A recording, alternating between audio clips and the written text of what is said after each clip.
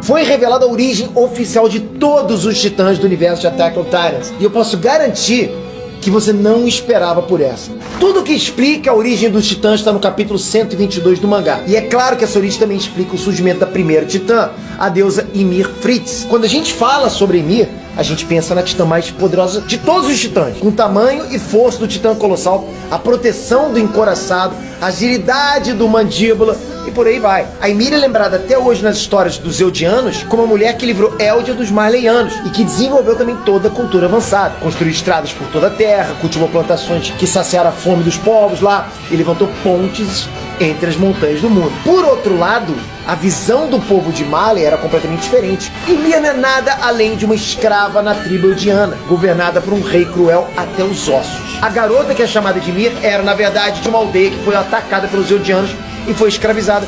Possivelmente teve a língua cortada que só servia como mão de obra. Ela sofreu com fome, com torturas e tudo que você pode imaginar de ruim. E pode acreditar que vai ficar pior. Aconteceu um acidente onde alguns porcos acabaram escapando e o rei de Eldia reuniu os escravos e ameaçou arrancar o olho de cada escravo como punição, caso ninguém apontasse para um culpado. Os escravos, eles queriam se poupar. Então todos eles simplesmente escolheram apontar para alguém receber a culpa.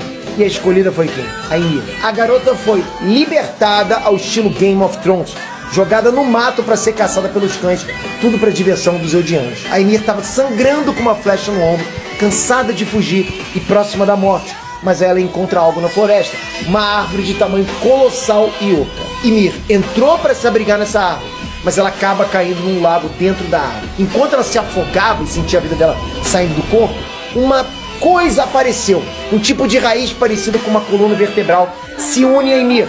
E quando a gente vê de longe, ela virou a primeira titã, a titã fundadora. Realmente não existe uma explicação detalhada sobre essa raiz que se uniu a Ymir, mas assim, no geral, isso explica porque os poderes da titã têm tanta ligação com a coluna dos Eldianos. Caso cortem a coluna, o titã morre.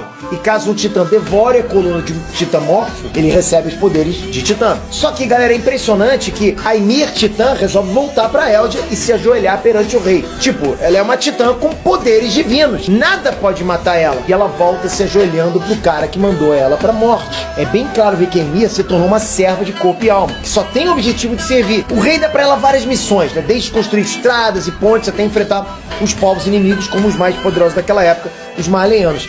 E qual foi a recompensa dela? Ser mãe dos filhos do rei. A Ymir foi uma barriga de aluguel do rei para construir mais poder. Enquanto ela não estava grávida, ela estava lutando contra os Marleyanos para expandir Eldia. E como vocês sabem, Ymir massacrou os Marleyanos e teve 3 filhas. Depois de anos, com o Império Eldiano sendo gigantesco graças ao poder da Ymir, um assassino acaba se infiltrando em Eldia para matar o rei. Mas no ataque, Ymir pula na frente para proteger o dono dela. E esse ataque acaba atingindo a coluna, matando a Ymir na hora. O triste é que, ao invés de se preocupar até fazer alguma coisa, o rei fica olhando e gritando com a Ymir e diz o seguinte: levanta, eu sei que você não morreu, levante e trabalhe. Esse é o motivo de você ter nascido no mundo, nossa escrava Ymir. Esse cara diz isso na frente das filhas da Ymir. Elas todas chorando por ver a mãe morta e o cara diz isso. Mas a essência da Ymir não morreu. Ela acaba surgindo em outro plano, o plano das conexões invisíveis.